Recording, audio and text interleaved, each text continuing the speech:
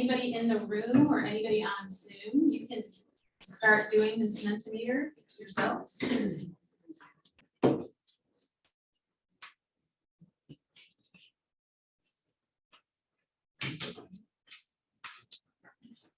You might not be able to answer the question about being a community in Baltimore, so just put your zip code if you want.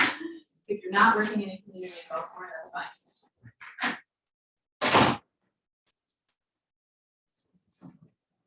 But this is basically an interactive way for us to communicate. And so it's just menti.com, and then you put this code in. But I also put the link in the chat for everyone that's online. You can go ahead and use the link too.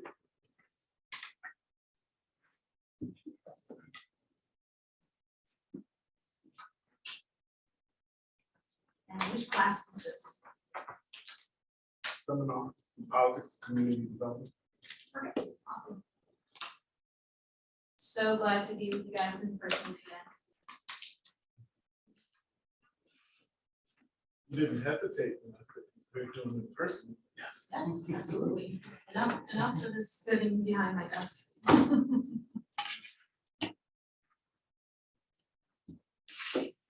Yeah.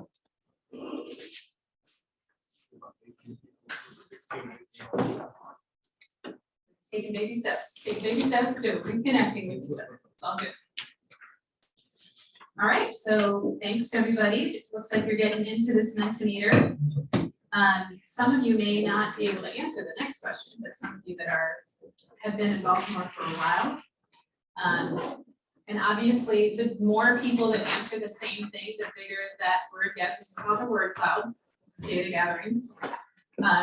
Towson, most of you are living here. And then the next question is, again, may not be able to answer some of these things, but what has happened over the last decade that you know about, or a lot of construction? That's true. Anyway, this is a way that we actually engage communities, obviously remotely most of the time right now, but a way to maybe have people think first before I start telling them a lot of data about, you know, what's going on in your neighborhood, and really reflect back. And for most of our communities, they've done a lot of work to make sure some of these changes are taking place. So it's also a good way to reflect out on, you know, good things that might be happening. Yeah, up to you. I think we're all in the room, right? Okay, so let me just take one moment to introduce our speaker for today. Dr. Seema Iyer is the Associate Director of the Jacob France Institute at the University of Baltimore. She oversees the Baltimore Neighborhood Indicators Alliance project, which is, as she will describe, a tremendous effort of collecting data, processing data, analyzing it, and sharing not only with academics, but really with communities and getting out. She interacts with communities all over the city to share that data, to tell the stories, to help them use the data to tell their own stories and to try to transform and build and improve their own communities. So she's here to share with us information about change. And so without further ado, welcome Dr. Seema Iyer. Thank you. Professor Wards and I have worked together for, I don't know how long, it's been a while. Definitely at least since 2015, maybe even before that. And then I know your partner and I have also had good conversations about work issues. So it's all in the family here. Right. All in the family. Because I think in the end, we all care about, I think one thing is that we want to try and eliminate so much of this disparity that we see in our lives. You know, how can it be that people just a mile and a half away from each other just have totally different existences? And none of us want this to be true, and I think none of us know how to get out of that situation.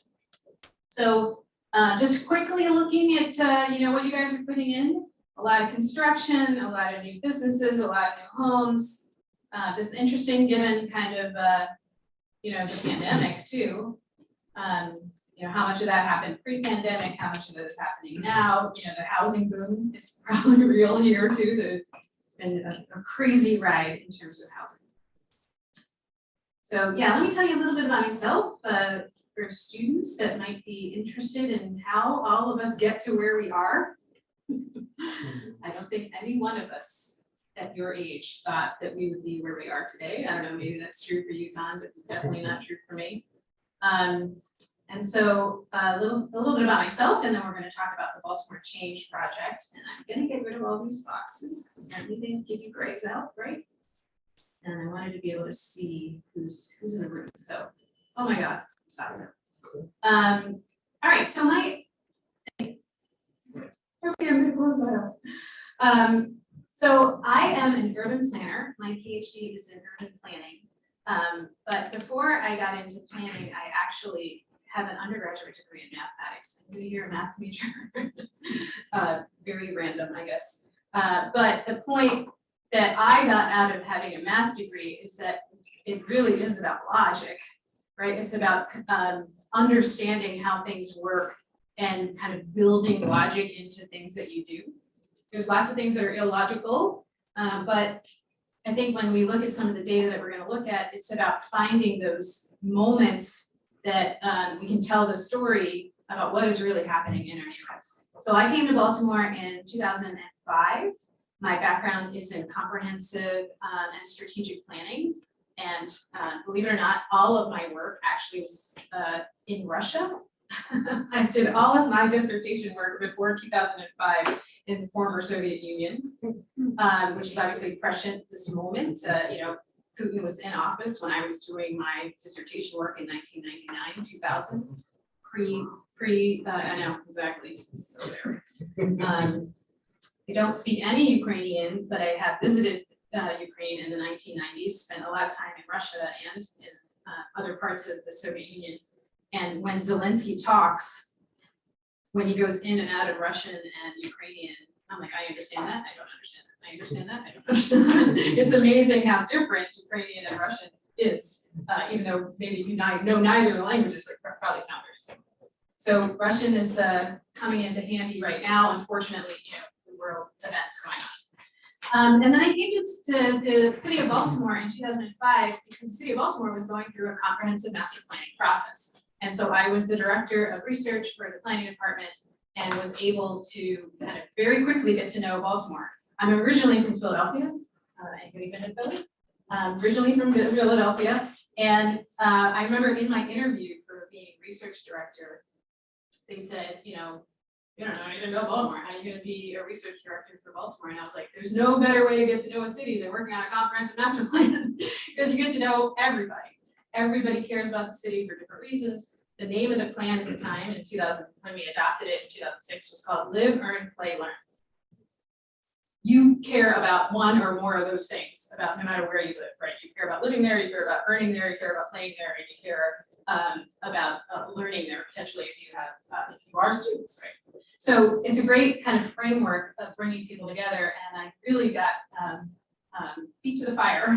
I got to meet everybody, got to figure out what they care about, and what's awesome about comprehensive planning, for those of you that might be interested, is that you get to find common ground, right? If you're learning and you're earning, they're related to each other because you got to learn in order to earn. And really finding ways that people could find common ground was the best part about the comprehensive strategic planning process, and hopefully something that you guys may take away from what I'm about to show you.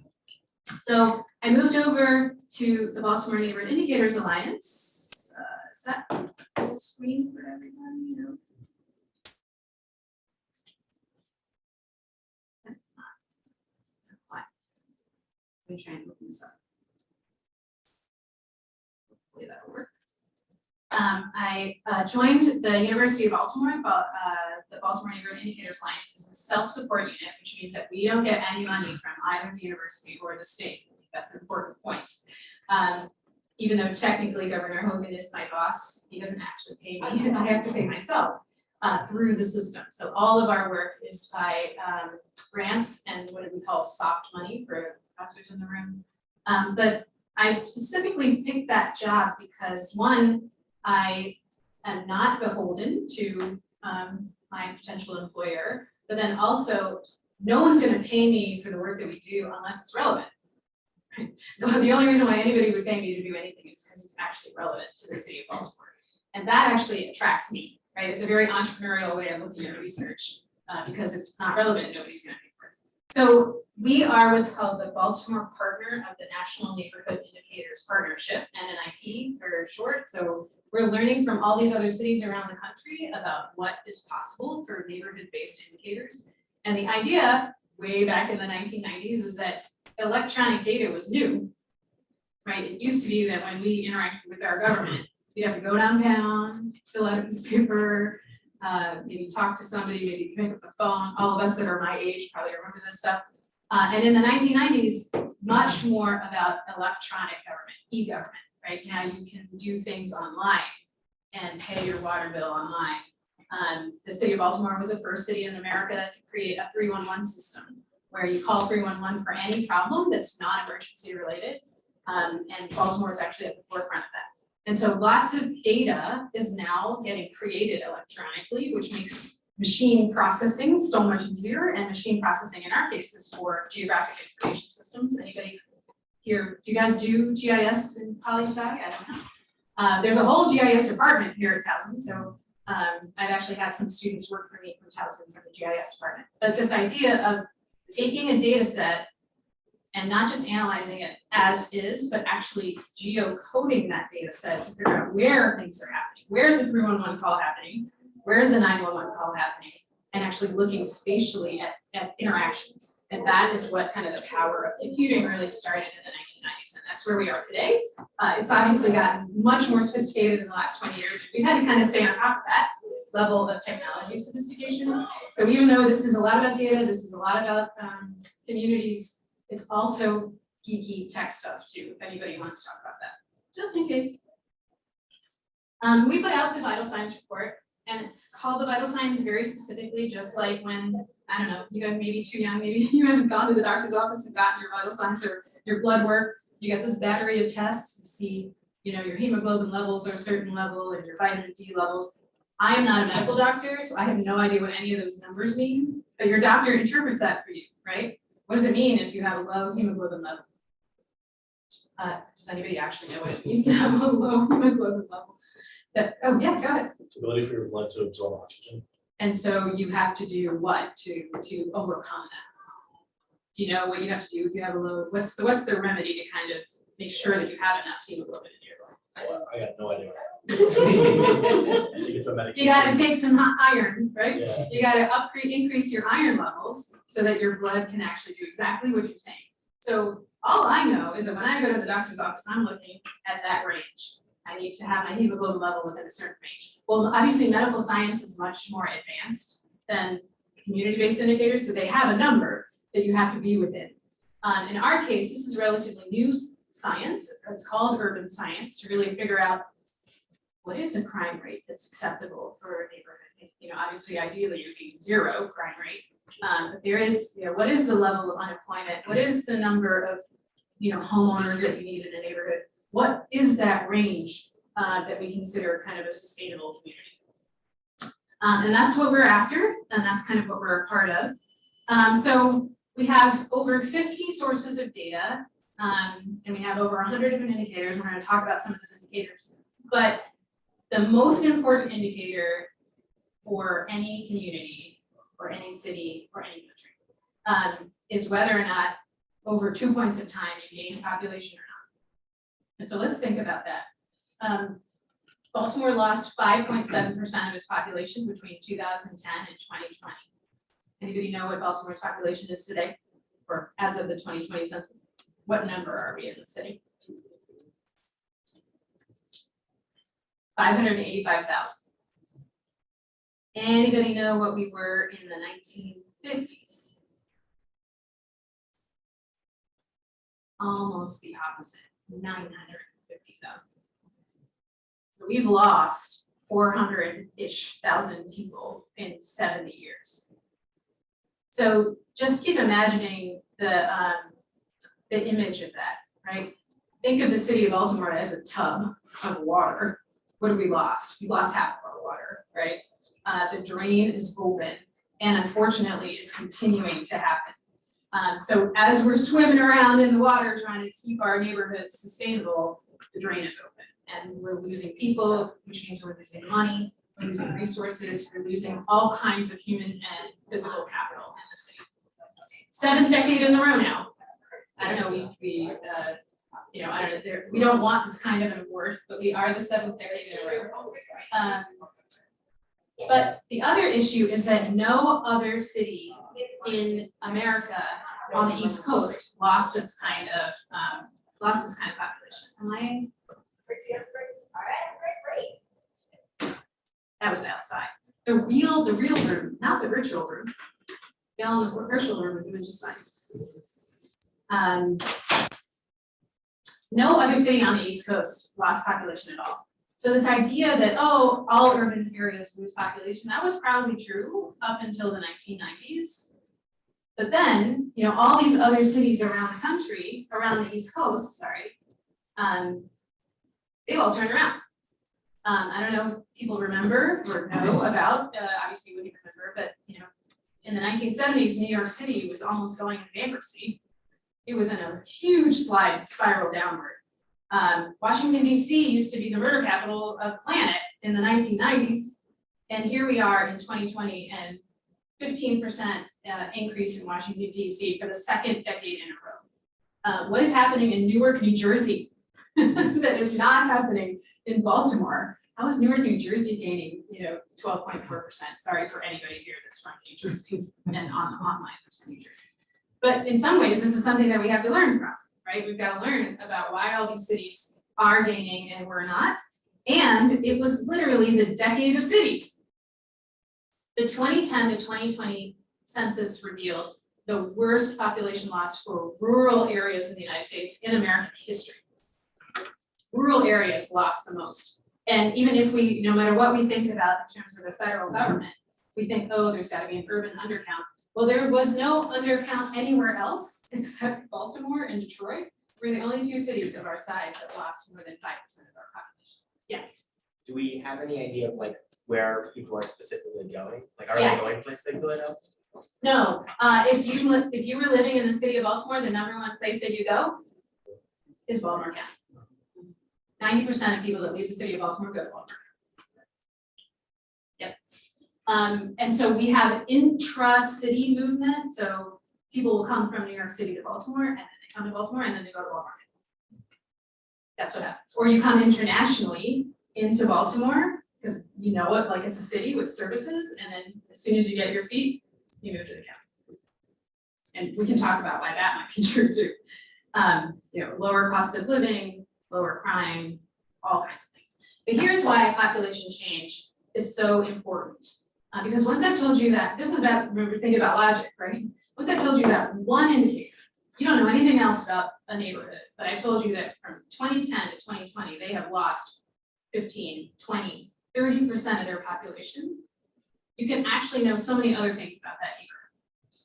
If a neighborhood is growing, you feel kind of pressure of congestion, right? You feel more people coming in. It's a supply and demand problem, right? You have too much demand for a limited supply. This is where people talk about gentrification. This is where people feel the fear of displacement, rising housing costs, right? All of you that have taken Econ 101, if you have pressure of demand, the first thing that's going to go up is price. When you think about stability, a stable neighborhood still has people moving into it, right? 4 components of change for population: births, deaths, in-migration, and out-migration. And when any one of the natural state in a neighborhood is that you're going to be losing people. Somebody's going to be passing away, somebody's going to be moving away. And so even to remain stable, and the city of Baltimore, remember, had 950,000 people at one point. For neighborhoods to remain stable, they still need people to come behind people that leave. So we need a replacement strategy. Even if it's 1% of your population that leaves, you need 1% to move in. Right? And that's the thing about stable doesn't mean it's not changing. Stable means that you have equal replacement for those that left. And thinking about that, it's never that a neighborhood is going to stay the same. Never. And think about where you guys came from, or where you guys left, wherever you came from, right? And the question is, who came behind you? And most of us don't think about that. We assume somebody's going to come behind us if we leave a neighborhood, or if you're selling a house, for example, you assume it's gonna sell. Well, that's not true in so many of the neighborhoods that we're gonna talk about. The minute you stop replacement, you start decline. The clock starts right there, and then it becomes a vicious cycle downward. So 1 year you might lose 1%, and then nobody moves in, and then you get vacant and abandoned property because people leave and they don't take their homes with them. And then you start to lose the grocery store because there's no retail. Then you start to lose kind of the schools. And then the only people that are there are those that are stuck. They can't move out of that place. They don't have the means to move. Only people with the means to move will leave a place like that. And so I've not told you anything else except population change. But what happens is that you get a suite of issues surrounded both of that.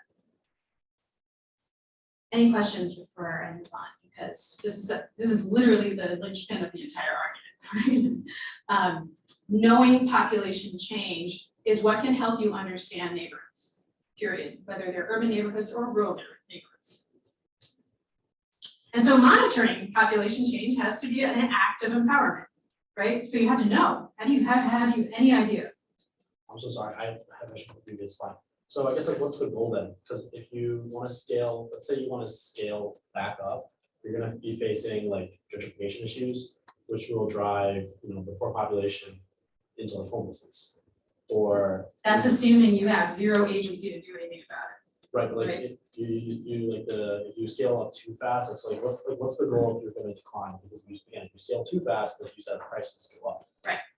That's exactly the question that neighborhoods have to ask. Okay, and we have the data now to say, okay, how many houses are empty?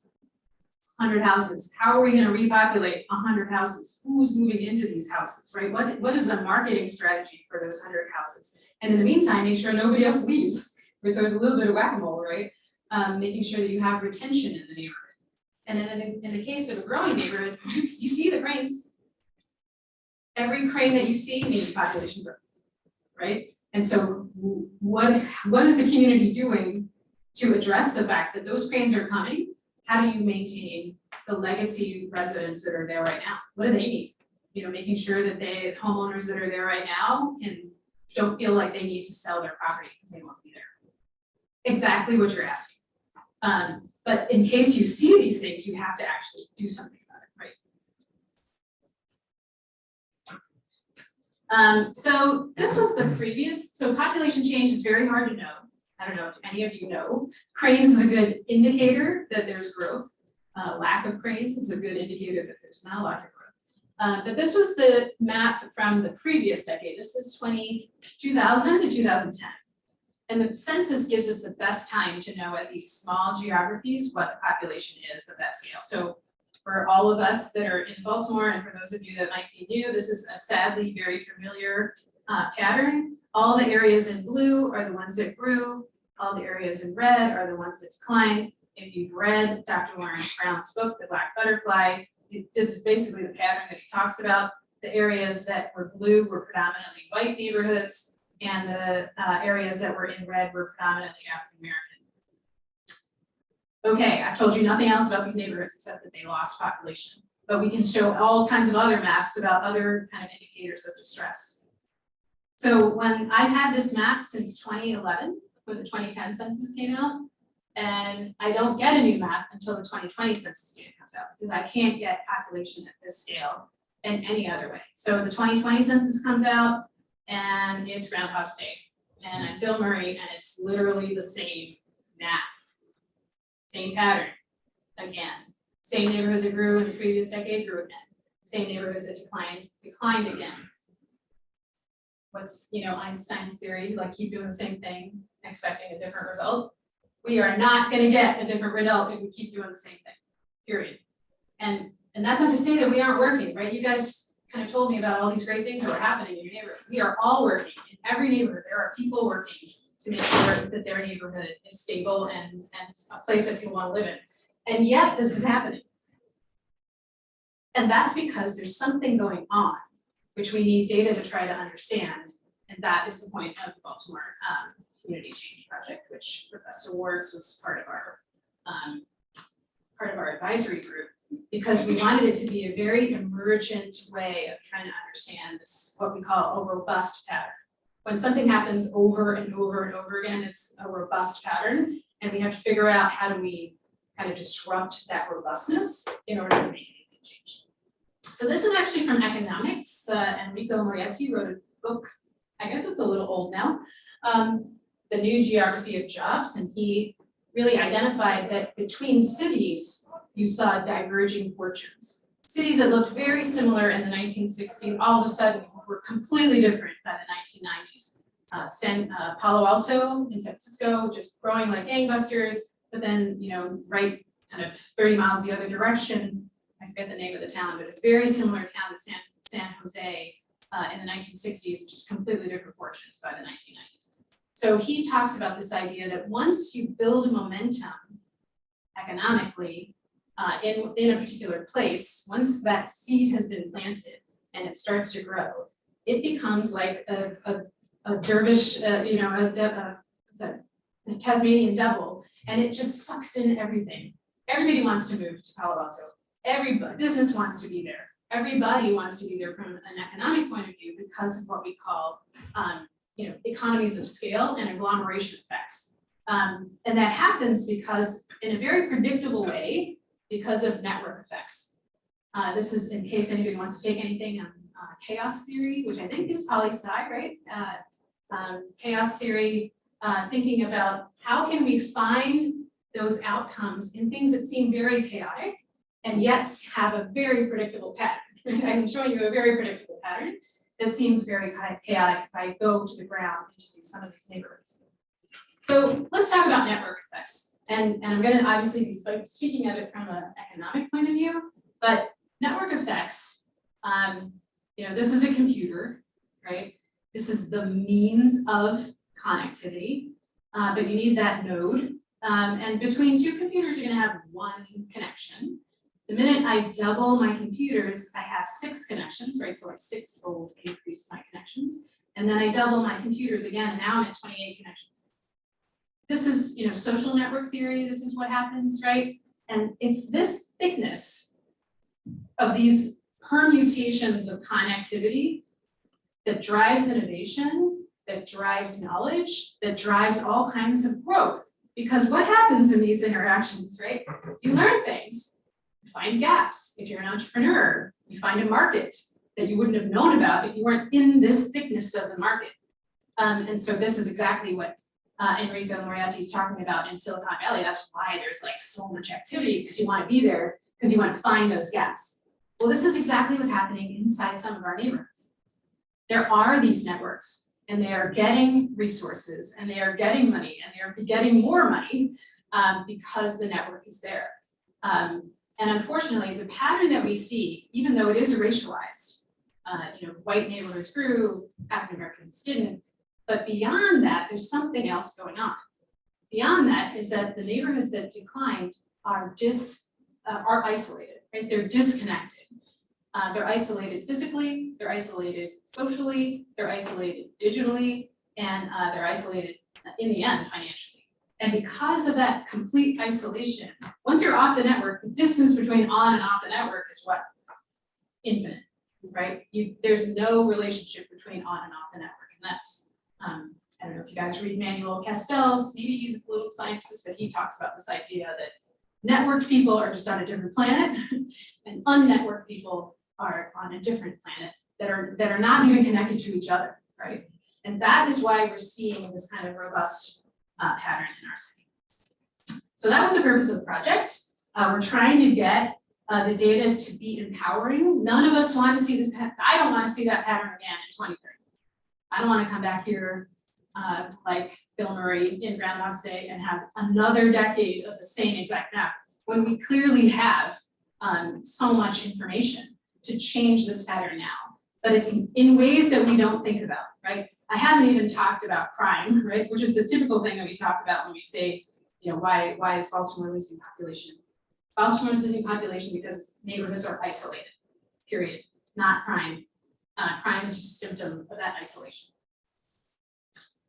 So these are the kind of, again, if you want to read more about kind of the theory behind the tenets of this project, In economics, we talk about diverging forces of attraction. Some places are attracting, some places are detracting. In urban sociology, this is Robert Sampson's work around the idea that places have enduring properties, like places themselves are changing in a different way than the communities that live in them. You have to disassociate the two, they're related, but the place also impacts communities just as much as communities impact places, and in some cases, the place might impact the community more because the place has so much stress, and so impacting the community in a negative way. And then, of course, Dr. Lawrence Brown's book, The Black Butterfly, really talking about how these things are disproportionately impacting places of color. So the 4 tenets in the series of reports that I'm going to talk about is 1, size matters. Once you've got a neighborhood of a particular size, you're looking at the balance of what supply is happening versus what demand, right? If you have 1,000 people, you need homes for 1,000 people. If you have 100 kids out of those 1,000, you need 100 school seats. Whatever, if you have 15 coffee drinkers, you need a coffee shop that will feed, 15 coffee drinkers. So the supply of whatever is happening in the neighborhood has to meet the demand. And once the size of the neighborhood shifts, everything goes out of balance, right? I lose population, what am I losing? I'm losing school kids. And so school closes. And once a school closes, how are you gonna attract more people into that neighborhood? It becomes that vicious spiral down. So size matters, ecosystems matter. Nobody does anything by themselves in any neighborhood. And we can even think about the university, if you're living on campus, as that kind of a system. You're not doing anything by yourself. You're reliant on other people, you're offering services in different ways, and that's how neighborhoods work. And that ecosystem needs to be fostered, needs to be encouraged and supported, sometimes monetarily, but sometimes it's just institutionally, we have to be supporting these kind of networks. And then the idea of spillover, which is just a fancy term for interactions. If I do something in a neighborhood, it's going to impact you. Sometimes that's a good thing, like we can shovel our driveway together and we can talk and we can learn something about each other and maybe build a little bit of trust that way. And trust in a neighborhood is actually one of the key ways that we reduce crime. The more community can trust each other, the less crime will happen in that neighborhood. But you have to actually interact with people to gain trust. So those are positive interactions, but then there are negative interactions, which we see all the time. Like once a neighborhood gets consumed by violence, it's not that everybody in the neighborhood is violent. It's that a few characters in a neighborhood are causing kind of an ebb of violence that put everybody else in fear. So that's kind of a negative interaction. But there's price interactions, right? If in the case where the neighborhoods are growing, my 2 houses down sells for $100,000 more than my house is currently worth right now, the value of my property goes up, which sounds awesome, but what's going to happen too? My taxes are going to go up too. So I feel like that's a negative interaction. And so I almost don't want that increase to happen over there because it'll impact me. So interactions happen in neighborhoods all the time, and we have to kind of understand what those interactions are. And then again, taking literally the words of Dr. Brown, Black lives won't matter until Black neighborhoods matter. It shouldn't matter how many African Americans are living in a particular neighborhood. They should have the same value. They should have the same access to networks and interactions in finance and digital. But that is not happening. So we created these 6 issue briefs, and I'm probably going to go through a couple of them with you. Probably won't go through all of them. I don't know, should we take a vote? What do you guys want to talk about? We can talk about demographics, we can talk about housing, we can talk about real estate, we can talk about transportation, we can talk about connectivity, and we can talk about quality of life. Anybody want to shoot out which one we want to talk about first? Okay. Immediately 3 kind of shot at me. All right, you want to talk about real estate? My favorite, I'm the director of the real estate department at the University of Baltimore, so we're all good. All right, so let's talk about that one, and then I will show you how they all interact with each other. Any questions while I get to the actual? Or any thoughts? And I don't think I have anything in the chat, but I do have the chat open in case anybody wanted to ask a question. All right, so our main website is uniondfi.org. also put that in the chat for everybody that's watching online.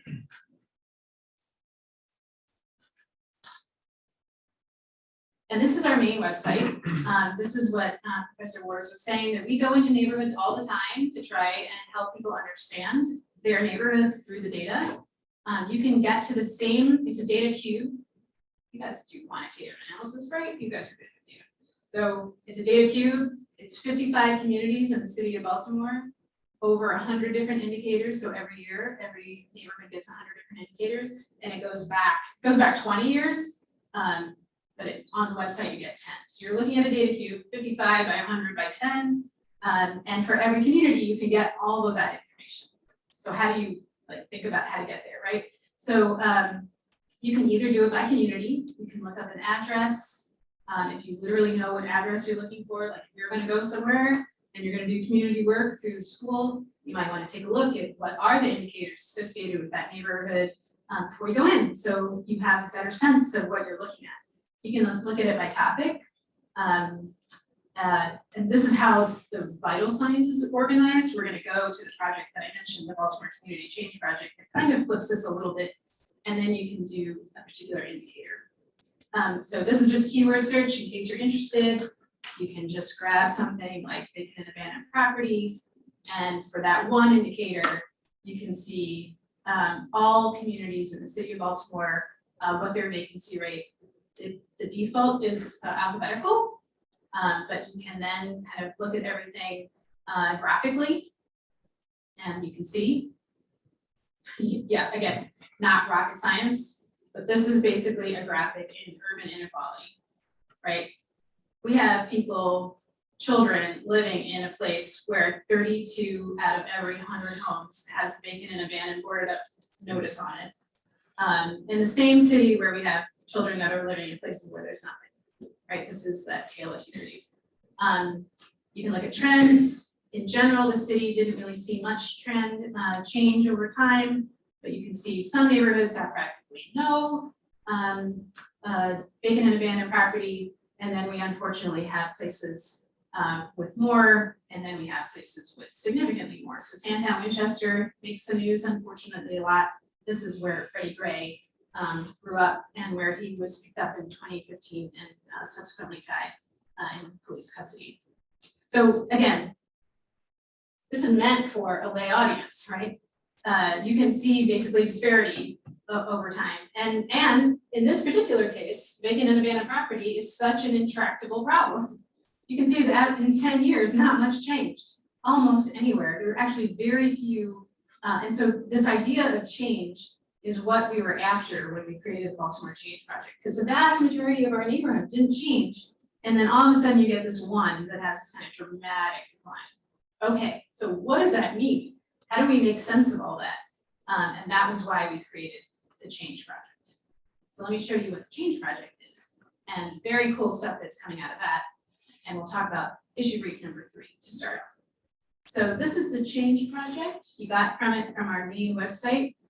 And I will also put this link in the chat. If anybody online wants to kind of navigate around themselves on this site.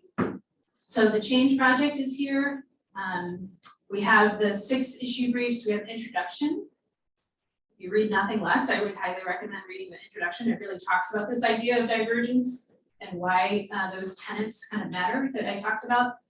And then we have the 6 issue briefs. If you want to look about demographics, diversity, occupancy, mobility, connectivity, and quality of life.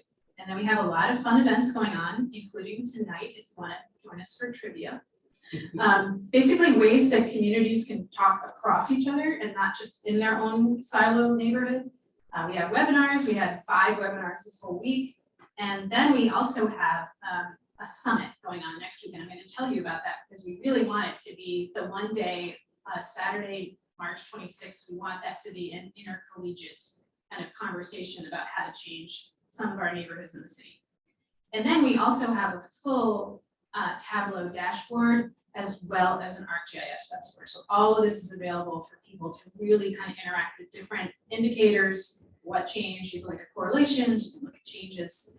But before I go there, let me show you one of the issue briefs. They're meant to be for, a lay audience. It's meant to be for people that are not experts in statistics, but they might be experts in their neighborhoods. And this is what this would be for. Go ahead. I was just wondering, for the summit, will there also be like members of the community, or would it only be college? Yes, no, absolutely, members of the community. I'll talk about that and really help maybe get you guys to come and join us. Okay, so let's talk about vacancy. And the opposite of vacancy is occupancy. And the goal of any neighborhood is to be occupied. If you have 100 homes, you want those 100 homes to be occupied. You obviously want those 100 homes to be occupied by people who care about the community. But what does that mean, care about the community? Most people associate caring about the community meaning that you need homeowners. Anybody here a homeowner? Except you. That doesn't mean that renters are bad people, right? They may not be there for very long, so they might not have the long history that a homeowner might have, because renters tend to be more transient. But occupied housing is far better than unoccupied housing, because if you're taking care of your house and the house next door, that's a living nightmare, right? But we also found, again, really trying to come up with visualizations that vacancy is such a bad problem at a very low level. Like once a neighborhood crossed over 4%, 4 out of 100 homes, no neighborhood grew in terms of population. And we have neighborhoods that are out here. How do we get these neighborhoods to be below 4%? Yeah. So just to be clear, when an occupied house, that includes like a renter, that includes like Yes, somebody who's yep. gonna be in and out. I just need somebody in that house, because you know what happens when you're in a house. You can see that, oh, there's a leak. And you can get to that leak in a preventative way rather than, the wall falling down. And that's too late at that point, because now you've impacted your neighbor. Once you're in a house, you can see, lights flickering, or you can see problems. And if you're not inside that house and really occupying it, that's when problems start to happen. It's called deferred maintenance, right? There's nobody maintaining the property, and that just has a contagion effect. And especially if they're row homes, which we have lots of. So vacancy is such a bad problem at a very early stage that this means that we have to really kind of attack that before it gets to this level of 30%. And we have a different problem when it's at 30%. So like I mentioned, vacancy was very intractable. Every issue brief has the same kind of outline, I guess. It tells you which indicators we used, how many years we used it for, what its correlation is with population change, if it has any correlation at all. Vacant and abandoned property, all of these are for those of you that use Flatly or that know how to program at all. Hopefully these are all interesting things. Woo! Close that out. All of these things are interactive, so you can see, okay, which communities in Baltimore saw very little change, or that saw increases in vacant and abandoned housing. And you can go in there and all of this. Remember I said that some of our neighborhoods saw this change. We wanted to have ways for people to kind of see what that means. So these are the neighborhoods in the city of Baltimore that actually experienced increase in vacant and abandoned housing in the last decade. I don't know if people are familiar with these. But they kind of span the gamut of kind of around the city, but kind of around the center of the city, including the southern part. And then you can see where we had significant decrease. Do that too. This is the area right around the Johns Hopkins Hospital, Old Town Middle East. That's that area there. It's dramatic decline. Okay, sounds great, right? But the dramatic decline is very attributable to demolition. We didn't rehabilitate much of that, we just demolished and created other things there. There's other office buildings, but here's kind of the way to think about this is that Tableau interactive mapping tool if you want to take a look at that. Very few neighborhoods in the city of Baltimore over 10 years saw any change in vacant and abandoned property. Now, in some cases, the vacant and abandoned property is low, so no change is a good thing. But notice that the dramatic decline did not really happen in very many places. Let me get down here, there we go. We did not really see dramatic declines in many neighborhoods, which of course is frustrating, right? How can it be that we're doing all this work to try and reduce vacant and abandoned housing, but it's not happening? Vacancy is a big problem in terms of who owns the property. The fact that the city doesn't really own the property is a really big problem because, well, you guys are the poli-science majors. Which Bill of Rights, which number Bill of Rights protects private property? Is this a fair question? Which amendment of the Bill of Rights protects private property? You can't take private property in the United States without just compensation, right? Anybody know what number that is? All right, you're gonna come to my, oh, go ahead. Fifth. It's the fifth or the fourth? It's the fifth. Okay, I believe you, fourth or fifth. But we're based on this idea that you cannot take private property, and yet we have all these vacancies, right? So we're kind of, it's an interesting conundrum for us to really focus on private property, but then have this big problem with respect to private property. So the city does not own many of these properties, are all still held in private property hands. And so where the city did have a lot of the property, we can see they have gotten rid of it. They have gotten rid of the property where the city owns it. And they haven't really picked up much more. The city isn't interested in being in the business of owning property in the city. They're trying to get rid of it. The other one that's interesting is this idea, once nobody picks up the mail for 90 days in a neighborhood, in a house, the post office will no longer deliver the mail. And they have what's called the no stat. They have all the addresses in the United States, and when they stop delivering, they call it a no stat delivery. And so we track in a neighborhood, no stat, how many no stat properties you have. So these may still look okay, but because nobody's living in it, the mail is not being delivered. And we found this to be a very significant correlation to population loss. So knowing in your neighborhood where the post office is no longer delivering mail is a big kind of indicator. And that this is the one that we're telling communities to really look at, a dramatic correlation, negative correlation between as you increase no mail, you decrease population. That's what that means. So all of the issue briefs kind of focus on specific indicators, like I mentioned. Demolition is not correlated with population growth at all. It's just demolition. So demolition in of itself is not part of community. Demolition in and of itself is not community development. It could be a tool towards community development, but you actually have to have a plan for community development. And this kind of stuff takes a long time. And then finally, in every issue brief, we talk about, okay, so what does all this mean? So the biggest thing with respect to development is that, and for anybody that's interested in real estate, real estate developers look at where the city is investing its public sector dollars so that they can leverage those public sector dollars. The number one place that real estate developers look at is highways, where highways are getting built or where highways are getting widened. That's exactly where a real estate developer wants to go because they know it's going to be easy access to their development.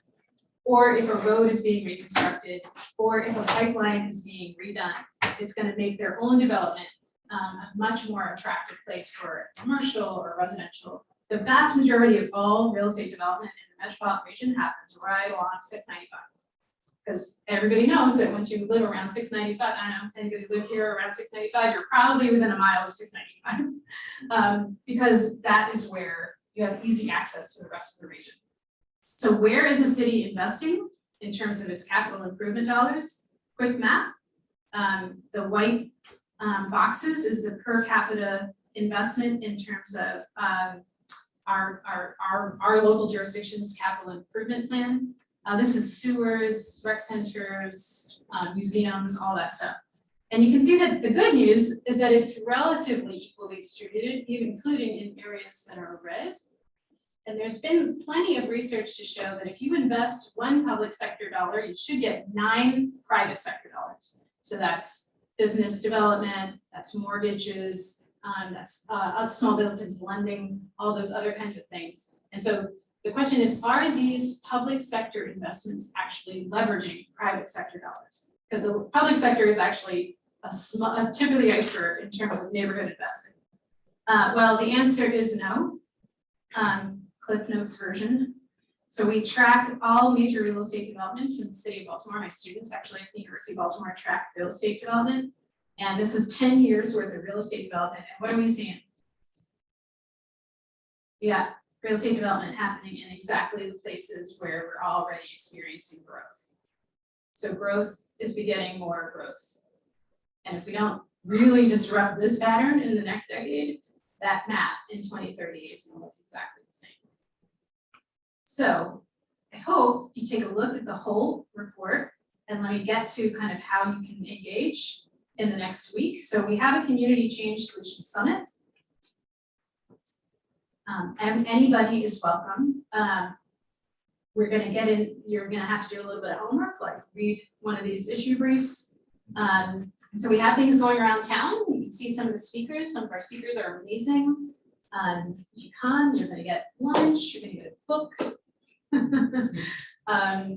So join us for any one of them. We are hoping that that Saturday one is really an intercollegiate conversation because it is focused on young people. But you're welcome to come to any one of them. And we hope to see you there. And it's going to be small group sessions, 30 to 40 people.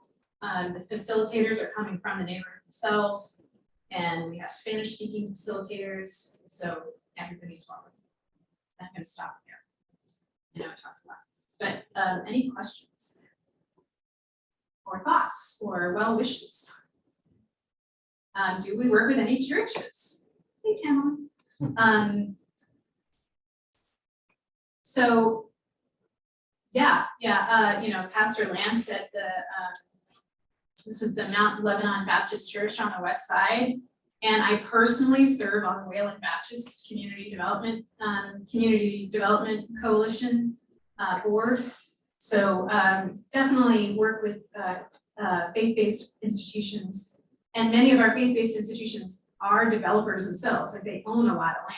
So Wayland Baptist Community Church is actually developing a lot of senior housing in the west side of town because they own a lot of land. And you know, one of the spots is on the west side is church. So you know, it's really about one thing I wanted to mention. Let me just mention this quickly. So I do hope you read the intro again, if you read nothing less. And here's why. Because one of the things that we try to answer is who are these reports for? You know, you guys are one constituency of what these reports are for. And also, so now this really is a political scientist, Edgar Patrice from South Africa. I don't know, for you, I think we had this conversation, but after the Freddie Gray incident and the burning of the CVS happened literally less than a mile away from my office. Well, I'm sitting in my office and I can walk to that CVS. And I think personally it was kind of an eye-opening experience. Like, why am I issuing all this data if nothing is going to change? Right? I'm not doing enough. I clearly am not doing enough. Because we could have seen Santana and Chester erupting just looking at the data, right? 35% vacant and abandoned housing. You know, what kind of life is that? And so the question of how do I get the data in the hands of people that can actually make a decision and actually change things? Who changes things? And I realized that it is not the mayor. It is not any one person that changes anything ever. So really started, I actually took a sabbatical. I had to get out of town. I went on a Fulbright fellowship to India. It was lovely for me personally. And really started reading up on urban governance. Who makes decisions in our cities? And it is a complicated answer, as it is meant to be. You know, we are not living in a dictatorship, thank God.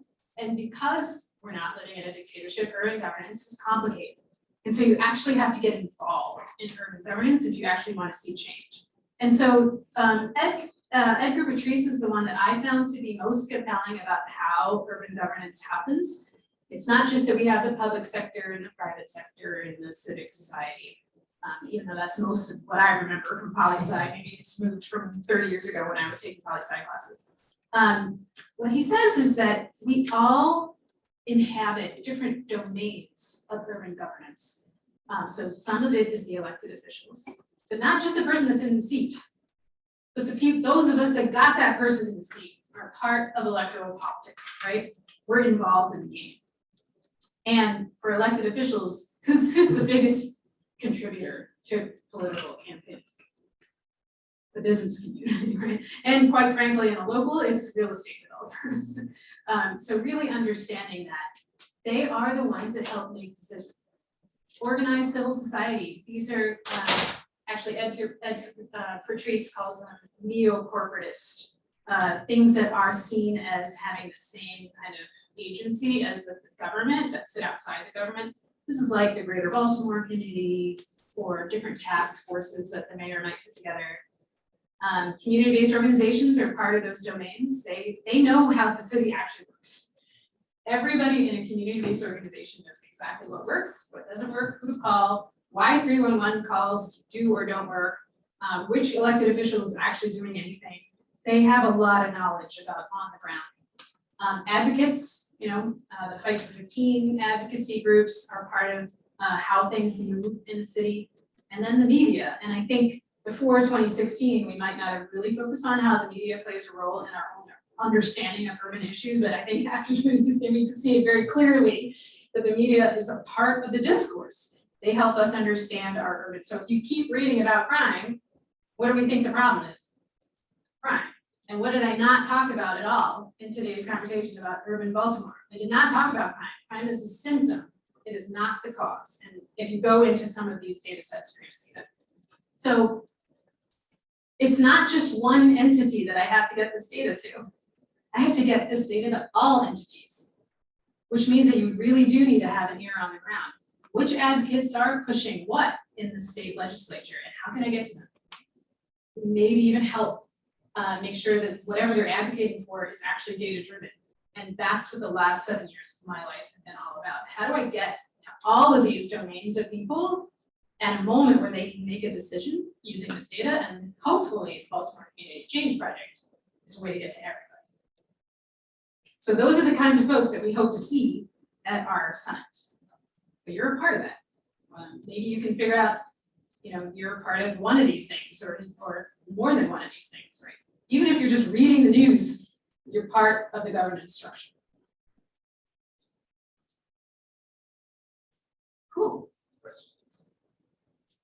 Yeah. I noticed on that map that you had, it showed like the places that lost and red, gained, blue. There were a few areas, not many unfortunately, that went from like one to the dark other. red to light red, from light red to yellow. Would a part of the process be looking at those areas and seeing like, okay, what did they do right? Yes, 100%. No, good eye. So 44 out of the 55 communities did exactly the same trend, whether it was growing or not. So the other 11, the question is what was happening. So this is the Johns Hopkins Homewood campus. This is called Greater Charles Village, Berkeley, and you can see in the previous decade it had been moderately declining, and all of a sudden we're seeing this massive growth. So we did dig in here and understand some of there's a lot of what are called infill redevelopment, scattered site redevelopment of formerly public housing. Very slow. You might not even notice if you were going through. It was a very slow development. This is the EBDI. This is the area around the Johns Hopkins Hospital that was basically demolished. We see this massive demolition here. And so even though we see kind of a moderate growth or stabilization, it's because everybody was kicked out in this decade. So that's the story. So same thing.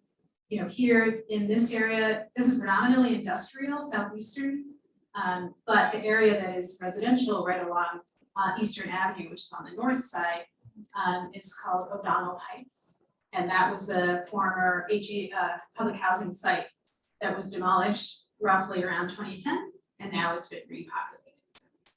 Yeah, every one of these that has kind of a swing has a little bit of a story. The opposite direction is Brooklyn, it was growing, and now it's not. So this is something we have to be thinking about. They do have a lot of empty homes. A lot of that no mail is very high in Quaker's Bay.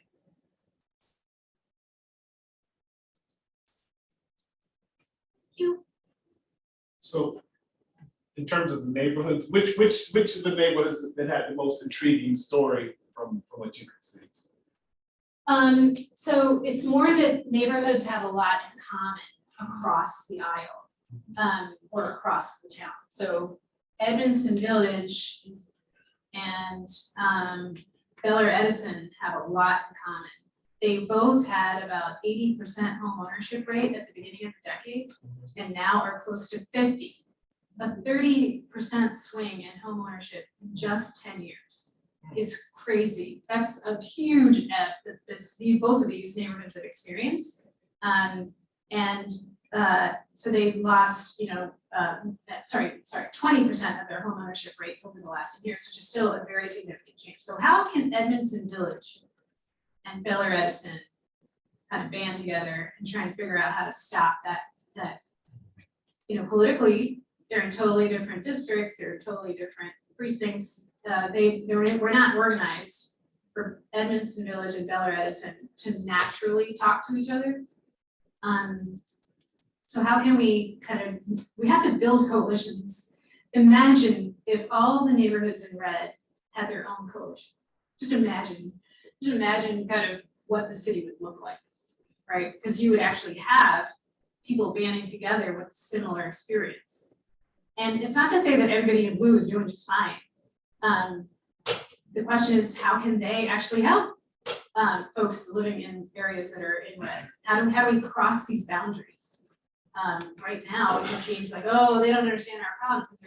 But you're going to have much more solidarity if you're living in Reservoir Hill with people in Hamden, and you're going to have, no offense to people in Towson, right? People in Towson have no clue what's going on down here, and just because of the nature of geography, right? So how can we create kind of coalitions across lines like this? Why not build a hospital from like the top right to like the bottom right? If you said like, highways and transport and ease of transport spark the most private sector dollars, like why not just build a big ass highway through this town? Well, can we not say highway, and can we say light rail or some type of transit It doesn't system? matter, Right? be what it is. But you're absolutely right. One of the biggest problems in Baltimore is that we did not build any kind of transit system. People that live in urban areas don't want to own a car. In Washington, D.C., I think the population grew by 100,000 people. The number of registered residential cars didn't grow at all. Those extra 100,000 people moved to Washington, D.C. precisely because they didn't have to own a car, right? They didn't take the metro. How does like the economics of the Bay play into like this map basically? Like at one point in time, and I realized it was very, very long time ago, probably 200 years. Baltimore used to be the biggest shipping node in the entire Americas. I realized that was when tobacco was treated, but we still have a great waterway, and there's still infrastructure in place that allows this to be like a stepping stone to the East Coast. Like what opportunities are there that should be explored to help kind of spark innovation into some of these red neighborhoods? Yeah, great. I actually teach the intro to economic development, so if you want to take my class, we talk all about that. But we are still a port town, right? Most of that port-related industry is not in the inner harbor, right? The inner harbor is too shallow for modern shipping. And so all of this has been converted to office and residential, but the port-related industries comes all the way up to Domino Sugar, which is right there. So we have ships coming all the way up to here, but no longer all the way in. There is the infrastructure build that's going on right now, hopefully, is like the best thing to happen to Baltimore since sliced bread. So the intermodalness of getting off a ship and onto a truck or onto a train, and Baltimore is a bottleneck on the East Coast under that Howard Street tunnel for trains going through, and that is about to be finally reconstructed. So I'm happy about that. But infrastructure is our biggest problem, 100%. Infrastructure are the bones of our city, and we clearly do not have those kinds of bones over here. We did not get an east-west line in the transportation system. So I'm from Philadelphia. So you've been to Philly, but in Philadelphia, there was lots of trains in Philadelphia. And what they did was they created what's called the SEPTA lines. And my father used to travel from Montgomery County, Pennsylvania into downtown. And that was how he used to commute to town. And it used to be that when you're coming from the north, there was an elevated line, just like in Chicago. And when you get to Reading Terminal, you remember this? When you get to Reading Terminal, you have to go below ground to go to the south. So even though it's technically one line, you have to get off the train and come down south. And so in the 1970s, when the federal government provided a lot of infrastructure money, Philadelphia took that money and built the underground line so that you no longer have to switch. And so my dad actually shaved off 20 minutes off his own commute because he no longer had to switch at Reading Terminal to go, I think, 1 or 2 more stops south.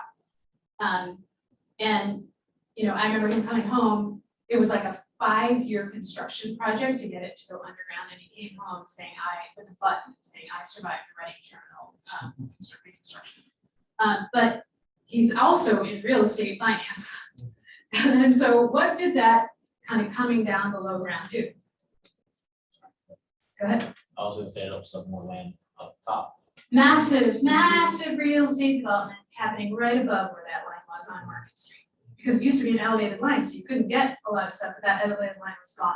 And so Liberty 1, Liberty 2, all kinds of commercial development happening in the 1980s and 1990s happened in Philadelphia. So that connection happened in 1985.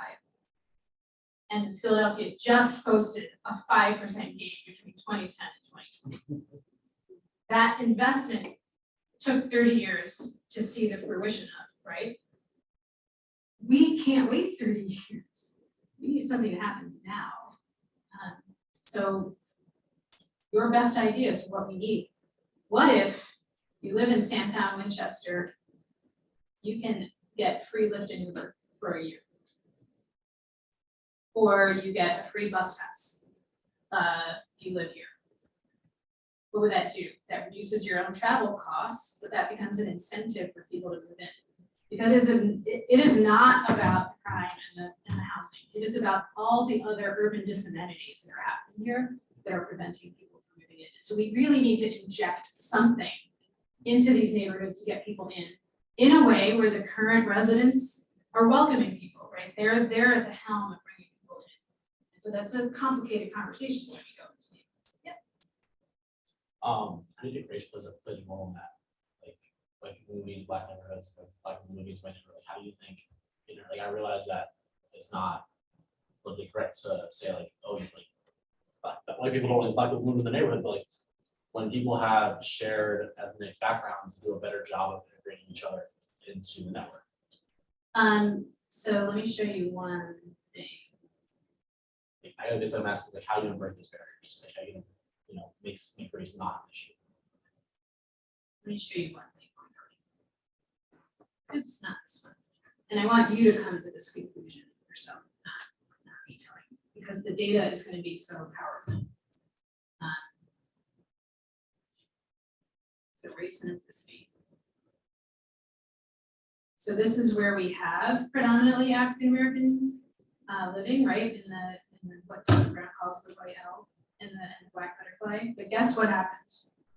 Yes, white neighborhoods are the ones that grew, but they became less white.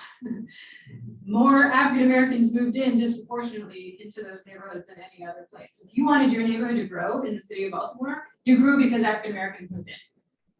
Why? Because African Americans are making the same rational decision everybody else. They're going to places of opportunity, and that happens to be either in the city or out of the city, doesn't matter, right? And so this little graph, hopefully, if you take nothing else away, I can't make this up.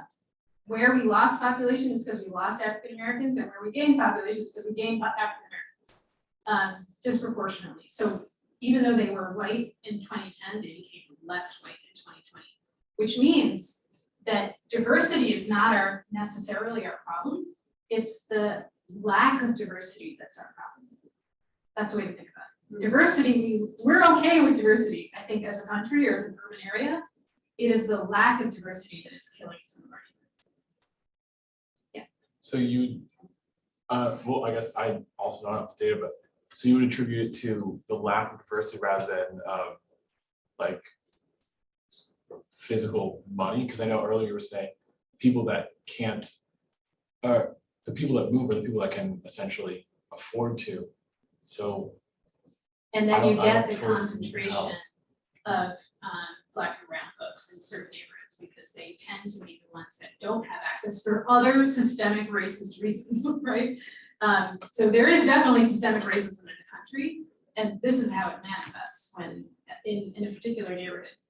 You know, when you have poor education in exactly the places where people, you know, in the old, you know, not even that long ago, 40, 50 years ago, people from these neighborhoods couldn't get a mortgage to move out even if they wanted to, because the banking system wouldn't give them a mortgage. So they were kind of stuck from financial reasons, and then that becomes kind of a vicious kind of generational problem. So it's more of like institutional rather than, it's not. I guess I wasn't fully sold on the idea that it was the lack of diversity that is holding, that's holding these people here. This is kind of the result of all of those, you know, systemic racist policies, right? Now we have lack of diversity. And what is lack of diversity in that kind of network idea? That means that we're not getting kind of ideas flowing, and not just racial diversity, right? It's about income diversity in some of these neighborhoods. So how do we inject kind of diversity into these neighborhoods? And again, it doesn't have to be racial diversity, it could be something else. I was gonna ask, do you feel like the census data is going to, I guess, kind of lack information based on like everything that's happening because of COVID, like the fact that people are, you know, being evicted from their homes and are unable to pay their rent, and even if they're still in those homes, probably in the next year or two, they probably won't be able to continue staying there.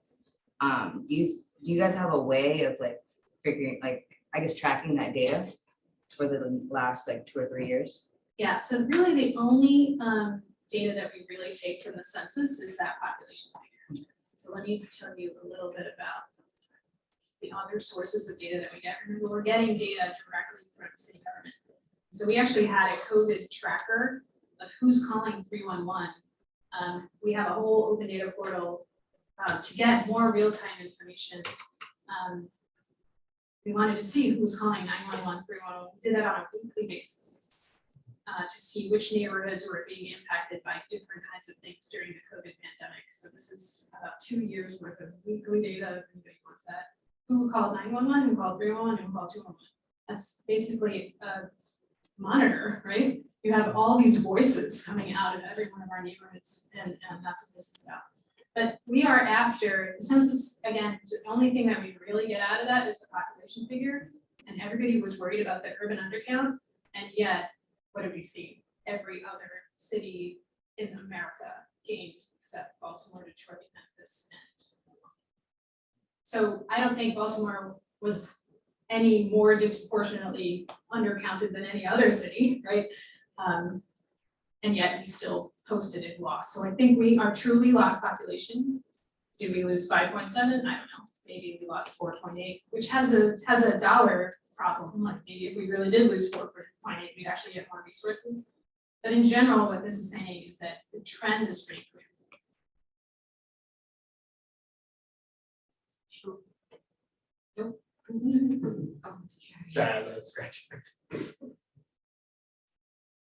So hopefully this is a resource for you moving forward, and if you want to join us next week to any of those convenings, you guys have spring break next week? So you're free, you can come at all. So in your conversations with the community groups and community folks, what data do people find particularly I guess relevant to them or impactful? I don't think I've like literally done a survey myself, but the faces in the room. Like Pastor Lance actually said, you know, it is racialized. It's clearly got a racial component to this, but it is not only race. And we needed something to be able to talk about why some of these neighborhoods are declining. And so this, we called it racialized enduring divergence. And what are the indicators around all of those things? Why are we diverging? Connectivity. What is enduring the vacancy? And like, let's look at race too. So really the interaction of all of those things is what I think people are looking for, and how can communities come together work through some of these issues.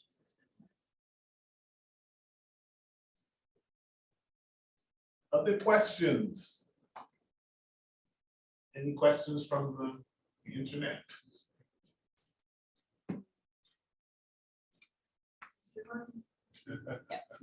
If you work through, I guess, religious institutions to try and, I guess, go to the communities, how do you get around, I guess, the stereotypical biases that religious institutions have against like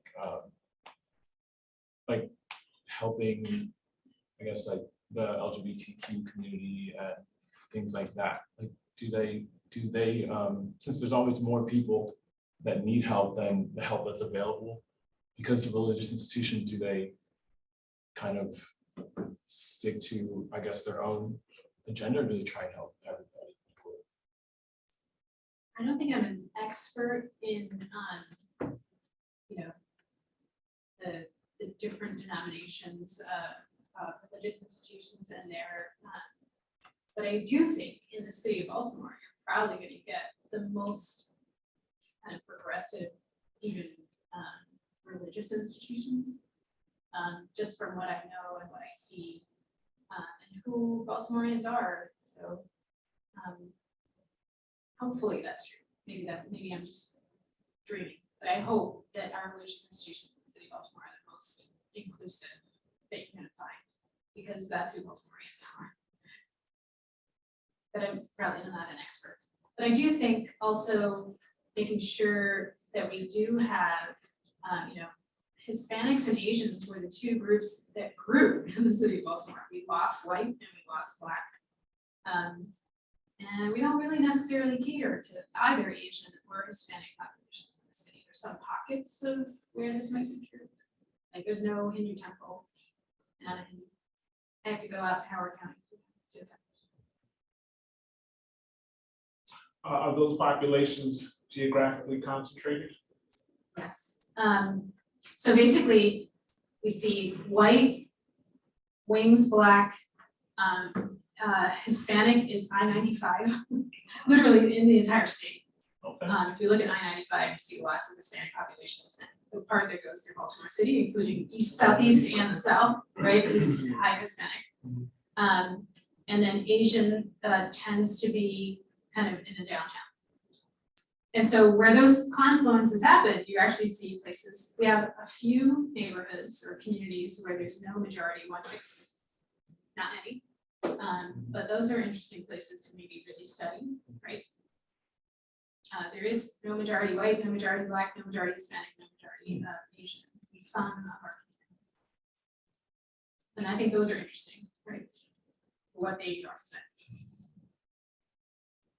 So it's interesting, right? So Baltimore, they lost population, yeah. But considering Baltimore as a welcoming city, how does that really play into this idea of losing population, the declining population? Because you know it's a welcoming city. They're trying to actually bring people in, immigrants and all that, so they can actually fill those spots that are left open, bring entrepreneurs and all that good stuff. Because I know Detroit is actually trying that route of having like urban winery and all kinds of stuff. But the question remains though, like how does this welcoming city, this idea that Baltimore is a welcoming city, play into the declining population? There has to be a competitive advantage for living in the city versus living in the county. And right now there's not. It has the biggest competitive advantage of living in urban areas that you don't need to have a car. And right now that's just not true in the city of Baltimore. And until that happens, we are, every time we bring anybody into the city of Baltimore, the number one thing they figure out is, wait a minute, I can live this far away from the city and it's half the cost in everything, half the cost of taxes, half the cost of living, half the cost of insurance, half the cost in gas or whatever. It's half the cost to live in Stoneleigh than it is to live in, you know, Cedar Grove. Why wouldn't I just live in Stoneleigh? So maybe the influx of So Baltimore is what's called a destination, but then it's also ascending. People come into Baltimore and then they literally go to the county. yeah, that's interesting. So the city's gotta be competitively advanced, has some type of urban competitive advantage. And if we look at all those other cities up and down the East Coast, what did Newark do in this decade? They invested in their light rail. What did Richmond do? They invested in their bus rapid transit. Obviously, I just told you the story of Philadelphia. They invested in mobility, the flow. So it should be an amenity to be able to flow easily. European cities are, Riga, Latvia apparently made it free if you're a citizen of that city to ride the bus. What if we did that? What if we, even if we just did that in the neighborhoods that declined? It's free to load the bus there. Michelle Wu in Boston was talking about free buses. If Boston gets free bus before Baltimore, I'm gonna shoot myself. Yeah, but it's such a political thing though, transportation, so I'm just curious if you found that's been the issue in Baltimore, like the resistance is from political forces as opposed to.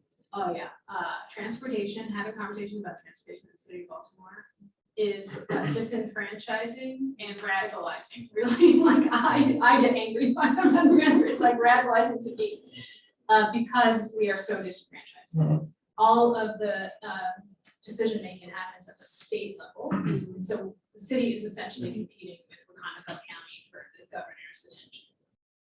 And right now, with the Republican governor, we're not gonna get attention. But what is SEPTA? SEPTA is a regional system. What is, the Port Authority of New York is a regional system. It's not governed by the governor of New York or the governor of New Jersey. You really need much more local enfranchisement in the transportation system. And we don't have that here. There is a bill going through the Senate right now, the state Senate right now, to try and regionalize transportation in the city. I think it's been a bill for 20 years. And so maybe all of you in your advocacy can help make decision-making to be much more local in the transportation system. We're unfortunately an outlier that way. To put power back in the hands of the locals, the citizens to make decisions. So you can make better decisions about what things happen. Two quick questions. Do you know, they were, I think I told my students the story, that they put it on the plan to build the, another MARC station over there by EBBI. Yeah. Is that, if that's really gonna happen? And I have a follow-up. I mean, all the right people wanted to, and I mean, right, as people of power, i.e. John Hopkins. I mean, because it's funny, I was telling them, I used to take my students there for a tour when they were still building it. And Chris Shea, he would come and talk to all my students. He said, yeah, first he said, we want to have this. And then he said, yes, now it is on the plan. And it'll be like 20, 25 years, 20 years before it gets built, so. So my office looks right across from Penn Station, so I'm personally excited about Penn Station redevelopment. It Yeah. started, Yeah. construction actually started, and they're finally developing that area. Imagine if Penn Station in Baltimore looked a lot more like Union Station in Washington DC. It That's would the be first step. transformative. Yeah. My follow-up question is, do we have any data on the number of people in Baltimore who commute to DC to work? Yeah, we were actually just looking that up. It's not as much as you think. Really? It's like 4,500 people on a daily basis. So not a lot. That's But I feel like if we had better transit, we would Yeah. ramp that up. Yeah. Because I personally know people that have tried to live in Baltimore because it's so much cheaper than living in Washington DC where the transit system failed them. And so they moved back. So you have to live right next to Right the next to train. Penn Station. Yeah. And even that is Yeah. not. And there are a lot of folks who get on the train in Hillthorpe, in the county, Baltimore County. Yes. So it's that idea, those folks could easily, probably would go to the city. Yeah. Drive their park. The southwest part of Baltimore City is a big problem with data. Because I do think people are literally leaving to go to Baltimore, Anne Arundel County, that part. Other questions? Do you have any other questions at all? Thanks for the invitation, you guys. Thank you so much for coming. I mean, You guys wanted you to, we can jump on. you guys can do, if you want to, you can join the BNI Trivia Night. We've got food still in the hall. So when you guys grab a little snack before you leave, For those of you who are online, thank you for joining us remotely. Those of you who came, thank you for coming. Yes, Thanks to questions. BTU for helping to support this event. And we're going to record you and make it available to our students and BTU partners. You know, so thank you. This has been really helpful. It looks like. And we're gonna, first of all, let's thank Dr. Iyer.